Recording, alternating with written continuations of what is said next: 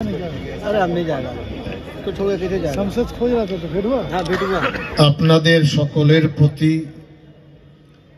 প্রীতি শুভেচ্ছা শ্রদ্ধা ভালোবাসা ছোটদের প্রতি স্নেহ জানিয়ে হাওড়া জেলায় এখানে কথা বললে হবে একটু দূরে ৩৬তম বইমেলায় আমরা সকলে উপস্থিত হয়েছি।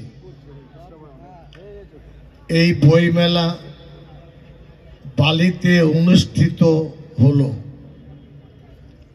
কোনো সন্দেহ নেই ইতিহাসের প্রেক্ষাপটে বালির উজ্জ্বল অতীত আছে। কয়েকশো বছরের, ব্রিটিশেরও আগে আপনারা সেই স্মৃতি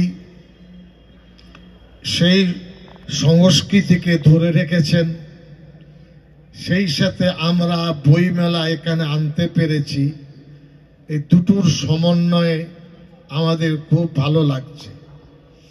আমরা খুশি হয়েছি যে বালির মতন এইরকম প্রাচীনতম শহরে পশ্চিমবঙ্গ সরকারের বইমেলা আমরা অনুষ্ঠিত করতে পারলাম। বই হলো মানুষের প্রাণ, জনগণের জগৎ। এখানে আমাদের মাননীয় মন্ত্রী অরূপ রায় বিধানসভায় আমাদের সামনাসামনি চেয়ার, যখন এই বিধানসভায় তার সুন্দর চেয়ার আমিও দেখি, তিনিও আমাকে দেখতে পান। এখানে উপস্থিত আছেন হাওড়া জেলা পরিষদের কাবেরী দাস, উপস্থিত আছেন কল্যাণ ঘোষ মাননীয় বিধায়ক, উপস্থিত আছেন সীতানাথ ঘোষ, উপস্থিত আছেন আমার ভাই বন্ধু ডাক্তার রানা, যার প্রচেষ্টায় এবং যাদের সকলের প্রচেষ্টায় এই সুন্দর বইমেলা সুন্দর চেহারা নিয়ে আবির্ভূত হয়েছে। এখানে জেলা শাসক ডিএম দীপপ্রিয়া আইএস আছেন। এখানে আমাদের জ্ঞানব্রত নন্দ, যিনি শ্রদ্ধেয় স্বামীজি, তিনি আছেন। আপনার এছাড়া সুলেখা পাঁজা আছেন, আরো সকলেই আছেন। জেলা পরিষদের সদস্য বন্ধুরা আছেন, পঞ্চায়েত সমিতির আছেন, বালি প্রাচীন পৌরসভার যারা পৌর পিতা বা মাতা তারা আছেন। আপনাদের সকলের প্রতি শ্রদ্ধা যে বালির ইতিহাসে আজকের দিনটি কিন্তু লেখা থাকবে যে আমরা রাজ্য পর্যায়ের জেলা বইমেলা করতে পারলাম। স্রোতের বিরুদ্ধে লড়াইয়ের নাম হলো বই। জগৎ এখনো স্রোতের বিরুদ্ধে চলছে।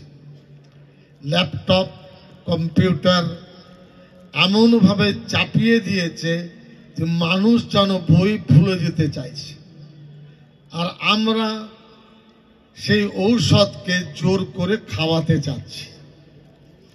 এই সমন্বয় সাধন আমাদের করতে হবে।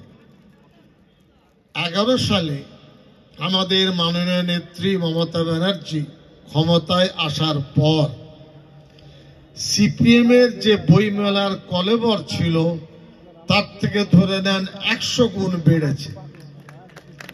লোকে কেউ চিনত না যে লাইব্রেরি দপ্তরটা কি, জনশিক্ষা কি।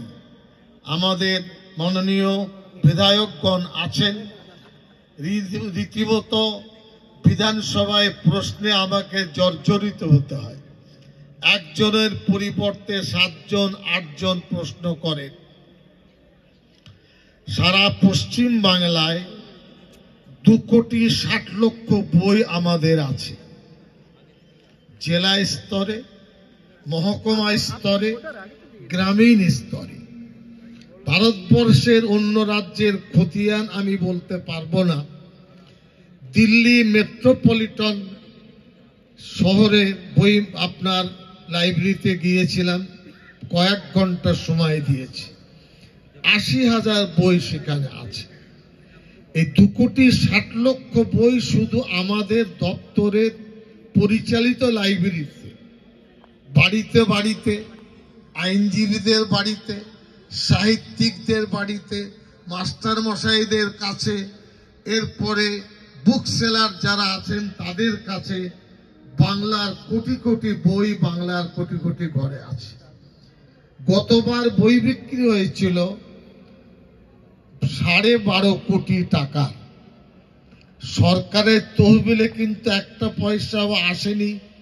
আমাদের মুখ্যমন্ত্রীর বদান্যতায় আমরা এই বই মেলায় আগমনটা ফ্রি করেছি, লাইব্রেরির সদস্য আমরা ফ্রি করেছি, সব কিছু ফ্রি, যাতে বইয়ের সাথে সম্পর্ক আমরা নিবিড় করতে পারি।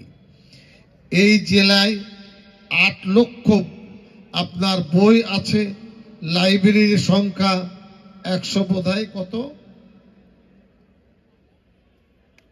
আমার ডিএলও কোথায় গেল, 136, এবং 8,20,00,000 বই এই জেলায় রয়েছে। আপনারা খুশি হবেন, আমাদের কেন্দ্রীয় গ্রন্থাগারের যে স্ট্যাটাস, 35,000 পুরাতন বই, এমন বই যে বই আর পাওয়া যাবে না, হাতে নিলে বইয়ের পৃষ্ঠা হয়তো ভেঙে যাবে বা ছিঁড়ে যাবে। আমরা সেই বই 35,000 পৃষ্ঠার বই ডিজিটাইজেশন করেছি। এই ডিজিটাইজ হওয়ার পরে সেটা সংরক্ষিত আছে।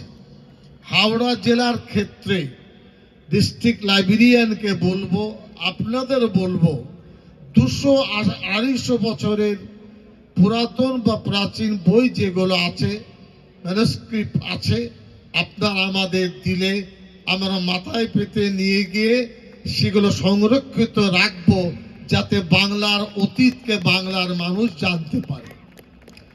অতীত ভুলে গেলে সর্বনাশের শেষ নেই, এটা অতি সত্য কথা।